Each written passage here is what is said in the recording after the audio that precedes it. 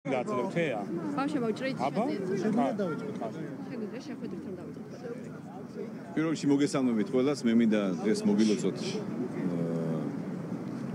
ჩვენი პირველი პრეზიდენტის ეროვნული კაცის ბატონის ზვიად გამსახურდიას დაბადების დღე, რეფერენდუმის დღე, რომელმაც განაპირობა ჩვენი ქვეყნის დამოუკიდებლობის აღდგენა. და ასევე მე მინდა ვისარგებლო შემთხვევით და ჩვენს საამაყო ფეხბურთელებს მადლობა გადაუხადოთ და ყველას მოგილოცოთ ეს ისტორიული გამარჯვება. დღეს მე მქონდა შეხვედრა იმერეთის პარტიის აქტივთან. მინდა გითხრათ, რომ ძალიან მაგარი განწყობაა, ჩვენ ვისაუბრეთ ძალიან ბევრ თემაზე, რომელიც აქტუალური და ახლა მიმდინარეობს ამ თემაზე მუშაობა. ჩვენი მთავარი გზავნილი რა თქმა უნდა არის ის, რომ ჩვენ არჩევნებზე უნდა მოვიგოთ, გავიმარჯვოთ ძალიან ძლიერად, დამაჯერებად უნდა იყოს ეს ყველაფერი და რაც თავარია, არც ერთი საბაბი, არც ერთი მიზეზი არ უნდა დაუტოვო ჩვენს დესტრუქციულ ანტისახელმწიფოებრივ ოპოზიციას და ჩვენი ქვეყნის შიდა მტრებს თუ გარე მტრებს. ჩვენი მთავარი გზავნილი რა თქმა უნდა კიდევ ერთხელ იყო ის, რომ ჩვენ უნდა ავიღოთ და ამის ყველანაირი პირობა არსებობს უკვე ძლიერი უმრავლესობა, საკონსტიტუციო უმრავლესობა, როგორც ამაზე უკვე არაერთხელ გვითქვამს. და მინდა ვთქვა, რომ ძალიან მაგარი განწყობა, ძალიან მაგარი საბრძოლო განწყობა მთელს იმერეთში. მე მინდა ყველას მადლობა გადაუხადო ჩვენი პარტიის თითოეულ წევრს. ჩვენი მთავარი, ასე ვთქვათ, ახლა ამოცანა იქნება მობილიზება გავუკეთოთ ჩვენს აქტივს და 26 ოქტომბერს ქვეყანამ უნდა გაიმარჯვოს, უნდა იზეიმოს ძალიან ძლიერი გამარჯვება, ისტორიული გამარჯვება. დღეს ქვეყანაში არის ძალიან, ასე ვთქვათ, გარკვეულია ყველაფერი, რომ იტყვიან, არაფერი ბუნდოვანი აღარ არის. ქართულ ამომრჩეველს მნიშვნელობა არ აქვს დღეს ისინი არიან თუ არა ჩვენი პარტიის მხარდამჭერები, ძალიან ნათელი არჩევანის გაკეთება მოუწევთ. ერთი არჩევანი ეს არის ქართული ოცნება და ბიძინევანიშვილი. მეორე არჩევანი ეს არის ეს ანტიეროვნული მტრული ძალები, რომლებიც არიან დაქსაქსონი თუ გაშლილი თუ გაერთიანებული, მნიშვნელობა არ აქვს ამას. ამას ქვია ერთი სახელი, ეს არის ნაციონალური მოძრაობა. სხვა არჩევანი არ არსებობს დღეს ქვეყანაში. ეს ყველაფერი ეხლა რაც ხდება მაგალითად იგივე ეხლა მელიას თუ ვარამიას და არარაობების გაერთიანება, რა თქმა უნდა ეს არის ჩვეულებრივი ტაქტიკა, იგივე ლელო ნაცების აქტივობა. ეს ხომ კარგად ვიცით, ხალხმა ძალიან კარგად იცის, რომ ეს არის ისევ ერთი პარტიის, ერთი დიდი ამ ბოროტი მტრული ძალის განშტოებები და მათი, ასე ვთქვათ, მათი ნაწილები. ქრონიკის ექსკლუზივი. ეხლა მე მინდა კითხვებზე მოსამართლეების დაილოდე რა, დაილოდე. ქრონიკის ექსკლუზივზე მინდა გითხოთ, მოგაწოდოს ინფორმაცია, რომ საქართველოს აკრედიტებულმა ერთ-ერთმა საელჩომ თავის თანამშრომლებთან ერთად ეგრეთ წოდებული ვეტინგის მომხრე მოსამართლეები წაიყვანა ერთ-ერთი ევროპული ქვეყნის დედაქალაქში, რომ შეაფასოთ ზოგადად რაზე მეტყველებს. თქვენ რა ინფორმაცია გაქვთ ამასთან? საერთოდ მე მინდა ვთქვა კიდევ ერთხელ, რაც მე მithქვამს არაერთხელ და გავიმეორებ.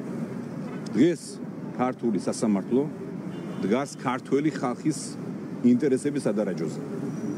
ეს არის ჩვენი სასამართლო, ეს არის ქართული სასამართლო და ჩვენ არ დაუშვებთ არავის ჩარევას ქართულ მართლმსაჯულებაში და ქართულ სასამართლო სისტემაში. დამთავრდა ის დრო, მეგობრებო, როცა სასამართლო იმართებოდა ისე როგორც იმართებოდა, ასევე ის დრო არ დადგება, რომ სასამართლო მომართონ გარედან უცხო ქვეყნებმა, ეგაც რა თქმა უნდა დაუშვებელი და მით უმეტეს აქ ზოგიერთი აგენტების ხელით, ას პირდაპირ არ მოვერდები ამის თქმას. დღეს ყველამ პატივი უნდა ვცეთ ჩვენს მოსამართლეებს. ესენი არიან მათი აბსოლუტური უმრავლესობა, არიან პატრიოტები, რომლებიც იცავენ ჩვენი ქვეყნის ინტერესს და ჩვენი ხალხის ინტერესებს.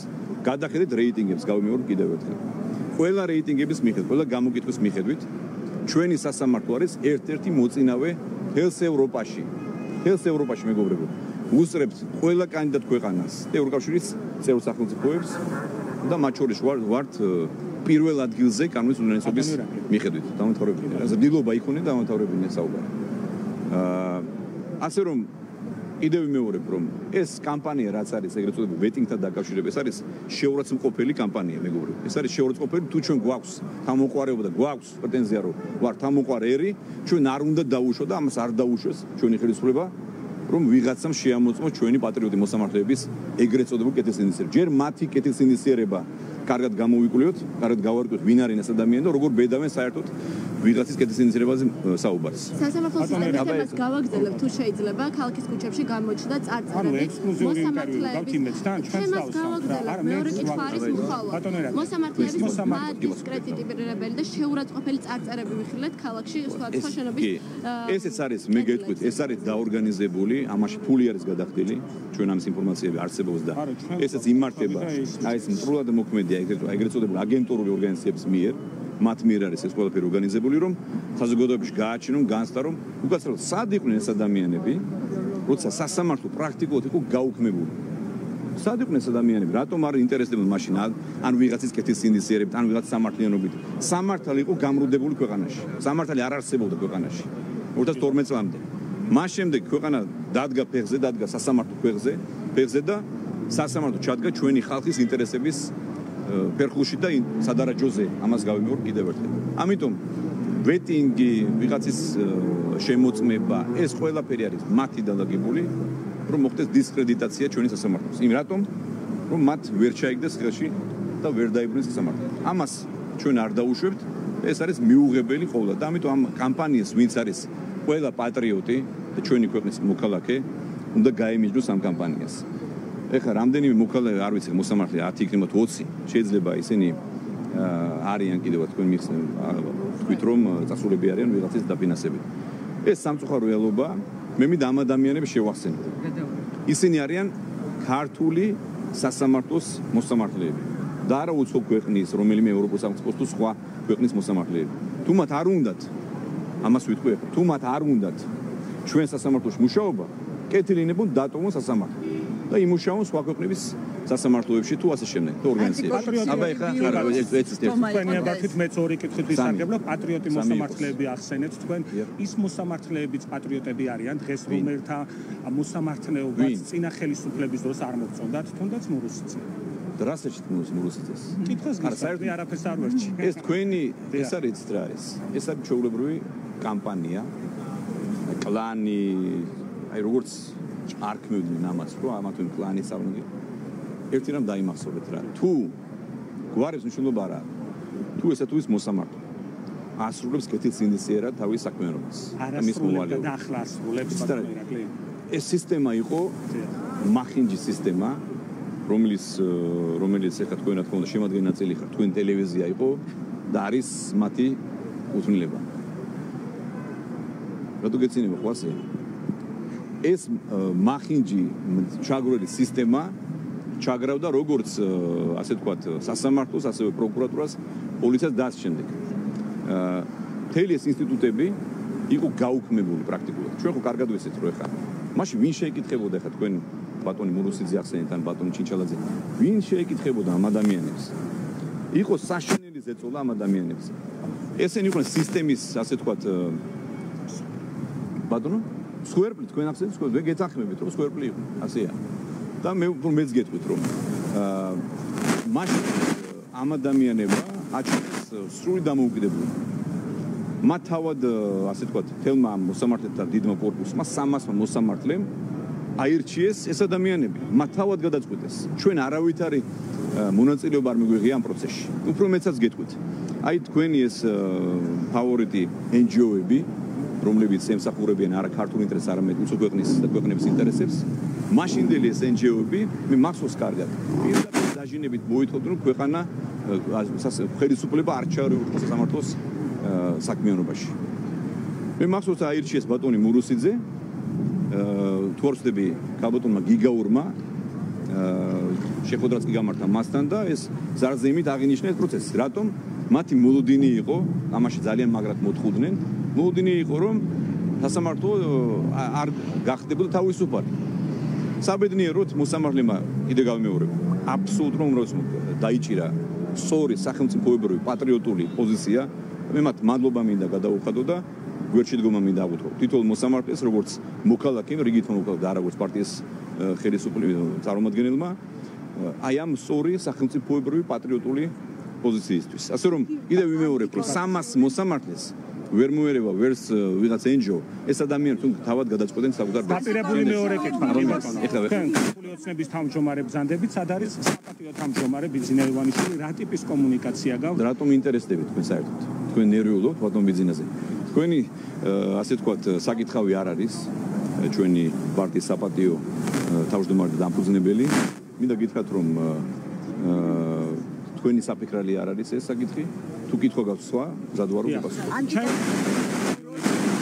ეგ არ არის თქვენი საკითხი დაელოდეთ განაშველობ ძალიან ნერვიულობთ ძალიან ვიცი რომ ნერვიულობთ თქვენ ყველანი ბატონი ბიზნეს პოლიტიკაში ჩართულობთ დაბრუნებით ამიტომ შვიდად იყავით რა თქვენ 26 ოქტომბერს მიიღებთ მორიგ დიდ დამარცხებას თქვენ რა თქმა წარმომადგენელი ხართ აბა შემდეგ საიდან ხართ თქვენ ფორმულა გასაგებია ანტიკორუფციული ბიუროს სტომა იყო სადაც თავმჯდომარემ განაცხადა რომ თქვენი ბოლო დეკლარაცია გახდება შესწავლის საგანი როგორ ფიქრობთ იპოვიან თუ არა იქ რაიმე უზუსტოებას მით უმეტეს თუ გავითვალისწინებთ მამა თქვენის ნაჩქარი ფულებთან და დაკავშირებით საერთოდ ერთი რამ მინდა გითხრათ რა აი თქვენ ხართ მატყუარა ტელევიზია ფორმულა წარმოადგენს ქვეყნის ისტორიაში თუ ვინმე ყოფილა კორუმპირებული ხელისუფლების წარმომადგენელი არის კეზერაშვილი კაცი ლეგენდა კიდე გავამეორებ აი კორუფციის ელიტური კორუფციის ფუძემდებელი და ერთუთ დამთავრებინე კაცმა თქვენმა მფლობელმა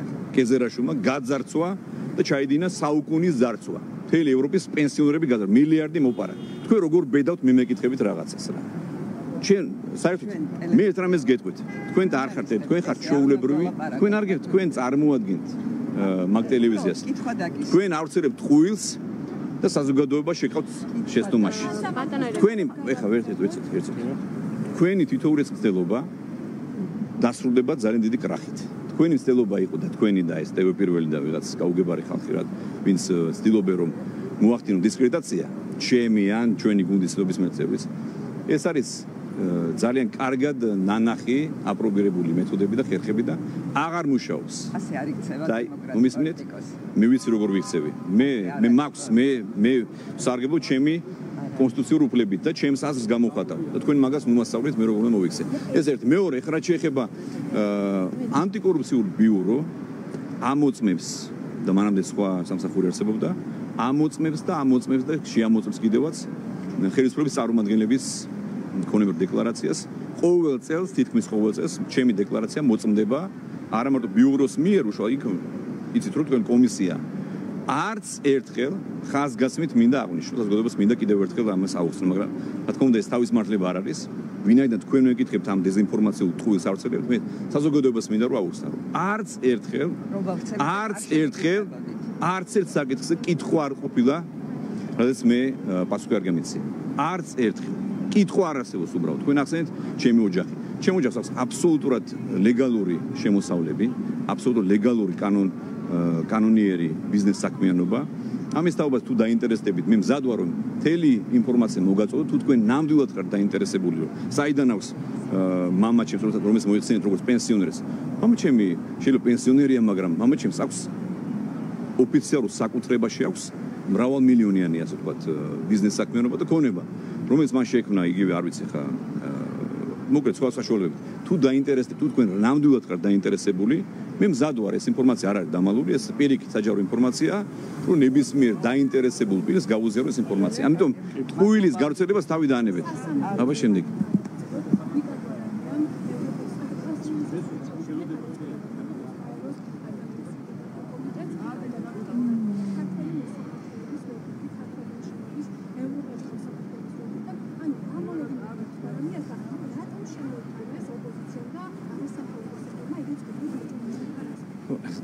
დავიწყოთ იმით რომ გვარამია საერთოდ არის საინტერესო არ ჩემთვის და არც არავისთვის ვინ არის საერთოდ გვარამია და რატომ უნდა ვიდაპარაკოთ გვარამიაზე გვარამია უნდა შევახსენოთ საზოგადოებას ვინ არის გვარამია მეგობრებო გვარამია არის ჩვეულებრივი ფაშისტი ადამიანი რომელიც ემსახურებოდა იყო ერთ-ერთი მთავარი არქიტექტორი აი ფაშისტური ბოროტის სისტემის სააკაშვილის დროს ვინ იყო გვარამია იყო პროკურორის მოადგილე რომელმაც ჩაიდინა იმედის გაძარცვა და არბევა და 1000 უბედურება ადამიანი მწირავდა აი ეს ადამიანის არარაობა გაუგებარი ადამიანი ოჯახებს ანადგურებდა, ჩართული იყო თავიდან ბოლომდე. შემდეგ გახდა მედია მენეჯერი თუ მედია არ ვიცი, ასე ზახით მაგას, ასე ზახით გვარამიას მედია მენეჯერს. ახლა პარტიის წარმომადგენელი პოლიტიკოსი. ეს ყველაფერი ძალიან კარგად ვიცით, ვინ არის გვარამია. გვარამია ჩვეულებრივი სააკაშვილის გუნდის წევრი. ეხლა ვინ დაიჯერებს, ეხლა მის გარდასახვას თუ ასე თქვათ გარდაქმნას და სამართლო სიტუაცია როგორ შეიძლება რომ მელია და გვარამია საერთოდ მათ რაც არ უნდა ფერი იცვალონ თუ გნებავთ არ ვიცი ეხლა კიდე სხვა რაღაცები გააკეთონ და საერთოდ შეიცვალონ რაღაცეები. მაინც დარჩება გვარამია წამებელ ჯალათად. იმიტომ რომ ის იყო ამ ჯალათი ბოროტის სისტემის სახური. ბატონო, მე მინდა გითხრათ ლელოზე, რომელიც ამბობს, რომ ოცნებას არ შეუსრულებია დაპირებები, რაც ეხებოდა სიღარიბეს, ასევე 100 ქარხანა ახსენა, რომელიც უნდა გახსნილიყო, რომ გითხრათ ახლა რა მდგომარეობა ამ კუთხით ჩვენს ქვეყანაში და ასევე რას ემსახურება ეს მორიგი კამპანია ლელოს ხაზარაძისგან. ეხლა ვინ არის ლელო, მე მგონი ძალიან კარგად იცის, კარგად იცის, ხაზარაძე იყო ჩვეულებრივ გავიმეორებ ეხლა. ეს კაც ჯერ ერთი არის გასამართლებული, არის კრიმინალი, დამნაშავე და არის თაღლითი. მას დაუმტკიცდა თაღლითობა.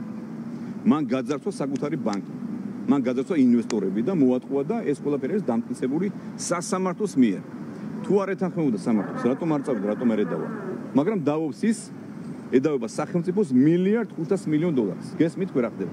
ხაზარაძე ედავება ჩვენ სახელმწიფოს და თქვენ ყველას მოქალაქეებს $1.5 მილიარდ. რაში? იმაში რომ ვერ ააშენა ანაკლის სპორტი.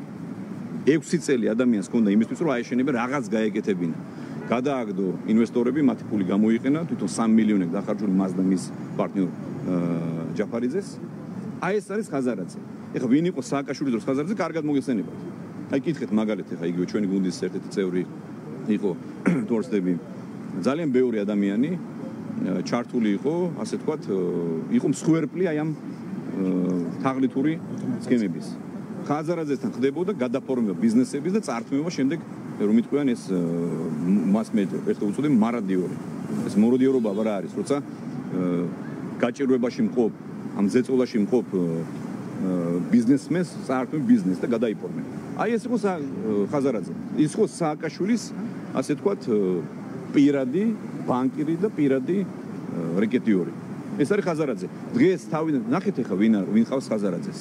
მე ხალხს მინდა მივმართოთ, საზოგადოებას მინდა მივმართოთ. გაიარეთ მისი სია, ან არის ნაცია, ან ყოფილი ნაცია, ან ევროპელი ნაცია, ყველა არის ერთი ხალხი. მან და არაფერი ახალი არ ხდება.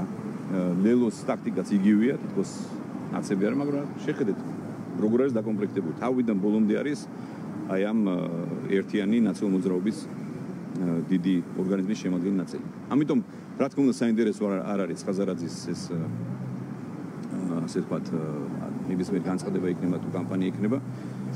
შემდეგ შეგიძლიათ. სკოლების რემონტს აწარმოებს კომპანია ანაგით თუ არა რა პრინციპით არის ეს კომპანია არჩეული? რა პრინციპით არის? თქვენ როგორ ის? მაინტერესებს უბრალოდ. არ თქვენ რა გაინტერესებს? საზოგადოება გისმენთ. რა ხდება? რამდენად ძლიერი კომპანია იმისთვის რომ აი ამდენი რემონტი შეაწყოს? ჩემი ინფორმაციით კომპანია ანაგი არის მე პირველი თუ არა, რა ვიცი, ერთ-ერთი პირველი კომპანია, ყველაზე მაგარი, ერთ-ერთი მაგარი კომპანია ანაკი და მე მინდა რომ ქვეყანაში იყოს ბევრი ასეთი კომპანია. ბევრი ასეთი კომპანია. იმიტომ რომ ძლიერი კომპანიები საჭიროა ქვეყანაში, ძლიერი სამშენებლო კომპანიები, რომლებიც აორგანიზებენ, აშენებენ ქვეყანას, რომლებიც ჩართულნი არიან აღშენებულ პროცესში, თქვენ სკოლები ახსენეთ. ეხლა თქვენ რაზე მელა ეხლა საზოგადოებას რა უხსნით რა. სკოლების, არა მარტო სკოლები, მან ანაგის აშენებულია იგივე ჯარის ქალაქი, პოლიციის ქალაქს ანაგი აშენებს, იგებს ტენდერებში, ინფექციური საავადმყოფო იქნება თუ სკოლების გამოცდილება სამედიცინო რაღაცების აშენება. ეხლა ნახეთ. დღეს ქვეყანაში იქნება ერთ-ერთი ყველაზე გამართული ულტრათანამედროვე ინფექციური საავადმყოფო. მანამდე იყო პრობლემები, არ ტარდებოდა ტენდერები, ვარდებოდა, არავინ არ შემოდიოდა, ამ კაცმა და ამ კომპანიამ, ორგანიზაციამ ითავა თავის თავზე, გაწიეს რისკები და ძალიან მაგარი ინფექციური საავადმყოფო იქნება ძალიან მალე. კარგია რომ ინტერესდებით მშენებლობით. ძალიან კარგია, იცით რატომ? იმიტომ რომ თქვენ რა პროექტები ჩამოთვალეთ, ეს არის მრავალ ძალიან დიდი პროექტები, რომელიც მე მიხარია რომ ჩემი პრემიერ-მინისტრობის დროს დაალაგდა და მოგვარდა და ეხა კეთდება. თქვენ სკოლები ახსენეთ. 1000 სკოლის პროექტი მიმდინარეობს, მშენებლობა, 1000 ბაღი, დევნილებს უშენებთ ამდენ ყველგან თითქმის კორპუსებს, მათ შორის ქუთაისშიც, ყველგან ზუგდიდში, თბილისში, რუსთავში, ბორჯომში. ეს ძალიან კარგია. ჯარის ქალაქი ავაშენეთ, პოლიციის ქალაქს ვაშენებთ ჩვენს. აბა როგორ გინდათ? 1000 ჯარისკაცს გადავიცეთ ბინები, 1000 პოლიციელს გადავცემთ ბინებს. კარგია რომ ინტერესდებით. ამიტომ თქვენ ამ შენებლობაში ნუეძებთ რაღაცას. მე მესმის რომ ეს ინდიად კორუმპირებულია თქვენ ტელევიზია რომ სხვანაირად ვერ გესმით, მაგრამ ვერ ხედავთ, ყველგან ეძებთ რაღაცას. არაფერი არ ხდება, ყველაფერიც კანონის შესაბამისად არის გამჭვირვალე. ბატონო ირაკლი, ერთ-ერთმა მედია საშუალებამ გაავრცელა ასეთი ინფორმაცია, რომ ქვეყანაში უნდა შემოვიდეს ძალიან მსხვილი გრანტი, რომელიც უნდა მოხმარდეს LGBT პროპაგანდის ხელშეწყობას. რაზე მეგობრებო? ერთ-ერთი აქტუალური თემაა, მადლობა კითხვისთვის. ერთ-ერთი ამ შეხვედრაზეც ამ თემაზე ქონდა საუბარი. LGBT პროპაგანდა დღეს არის პრობლემა მეგობრებო. არა მარტო ეხლა შეიძლება ვიღაცამ კითხოს რომ აი ჩვენს ქვეყანაში არ ხდება. რატომ არ ხდება? ყველგან ხდება, დღეს არ ხდება, ხვალ შეიძლება მოხდეს. ხვალ შეიძლება ვინ წარმოიდგენდა მაგალითად რომ 10 წლის წინ, როცა ჩვენ წინაპრემიერობის დროს მაშინ უნდა გავხსოთ რომ დავაანონსეთ ერთის მხრივ მივიღეთ ანდისკრიმინაციულ კანონს და მეორეს მხრივ წარვადგენთ ინიციატივა რომ კონსტიტუციაში ჩაწერილიყო ქორწინების დეფინიცია მომხდარიყო. რაც მოგვიანებით მოხდა. ვინ წარმოიდგენდა რომ რამდენიმე წლის შემდეგ ესე იგი მთელს ევროპაში მოეფინებოდა რომ იტყვიან აი ეს ასე ვთქვათ ერთგვარი შეიძლება ასე ითქვას, მაგრამ თითქმის ორგანიზებულად მიიღეს დააკანონეს ერთსქესიანი ქორწინება. მაშინ არ იყო ეს აქტუალური. შეიძლება მაშინ ვიღაცამ მაშინაც მახსოვს რომ გამოვიდნენ რომ ასაჭიროა ეს ქორწინების განსაზღვრა ისედაც გარკვეული. არ არის გარკვეული. არაფერი არ არის გარკვეული. მე მგონი დღეს რაღაც რომ არის გარკვეული, ხვალ შეიძლება შეიცვალოს. ამიტომ საჭირო არის დაცვა ჩვენი ინტერესების და ნუ გერიდება თქვენ ამაზე საუბარი. არ უნდა მოგერიდოთ.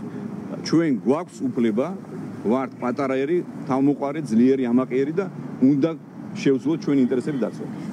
ჩვენი ინტერესის დაცვა არის შემდეგ LGBT პროპაგანდა არის ზღვარგადასვლა. აი მაგალითად გუშინ სამწუხაროა რომ გამოაცხადეს ამერიკაში დღევანდელი დღე ტრანსგენდერის დღე თუ თორ ხდება. ხო და კატასტროფა ხდება. სკოლებში, ბაღებში მიიღავ ტრანსგენდერები ეუბნებიან ბავშვებს, პატარა ბავშვებს რომ მათ შეუძლიათ შეიცვალონ სქესი. ეს მოგწონთ, თქვენ მოგწონთ ახლა ეს. მიპასუხეთ. აქ კითხავს მე. გვარამიას კითხეთ და მოსწონს ახლა. გვარამიას შეიძლება კითხოთ, გვარამიას. მოსწონს ეს ტრანსგენდერის შესახებ კამპანია. ბატონო ირაკლი, ამიტომ აუცილებელია რომ მოხდეს ამ საკითხის დარეგულირება, ამ თემის დახურვა, ეს თემა უნდა დაიხუროს საზოგადოებაში, იმიტომ რომ ეს არის საფრთხის შემცველი ჩვენი მომავალი თაობების და ჩვენ ვართ დღეს ხელისუფლება, მაგრამ ჩვენ დავასრულოთ გარკვეულ რისკებს, რომელიც შესაძლოა მოვიდეს რამდენიმე წლის შემდეგ. ამაზეა საუბარი მეგობრებო. ქუთაისში თქვენ ეთანხმებით თუ არა აი ამ კანონს? დიახ. ამიტომაც უფლება რომ კითხვები მე დავსვათ, თქვენ ქუთაისში ბრძანდებით, როგორი არის ხედვა ქართული ოცნების თავმჯდომარის პარლამენტის ყოფილ შენობაზე. როგორც პრემიერის რანგში გისვამდით კითხვებს სხვადასხვა დროს, სხვადასხვა რაღაც დაგვიდეთ. ეხა პარტიული ხედვა გვაინტერესებს წინ არჩევნებია შეკითხვა. ამასთან დაკავშირებით ირაკლი კობახიძემ განაცხადა, რომ თურმე ქუთაის პარლამენტი არ წაადგა. და ამიტომ ქუთაისისთვის ვერაფერი გაკეთდა მაშინ, როცა პარლამენტი იყო და ეს იგი ლეგიტიმური იყო მისით გადატანა. პარლამენტი არის X-აც არის და რაც შეეხება ქუთაისის პარლამენტის შენობას ამაზე ახლა მთავრობა გააკეთებს ამაზე დამატებით კომენტარებს და ინფორმაციას გაგიზიარებთ, მაგრამ იცით რომ მე გეტყვით რომ ჯერ კიდევ შარშან წინ დავიწყეთ ამაზე მუშაობა, მან გვინდა IT ცენტრის ჰაბის მოწყობა. დაწყებული არის უკვე სარემონტო სამუშაოები, მე როგორც ვიცი, ჩემი ინფორმაციით, მაისში უნდა გაიხსნას თუ არა. ქუთაისელები ვართ არ არის. ვერ არის რო არ არის. ეკონომიკის სამინისტროს მიმართეთ და გიპასუხეთ. აბა შემდეგ. მადლობა. შალვა თადუმაძემ განაცხადა. ვინ თქვა ეგ?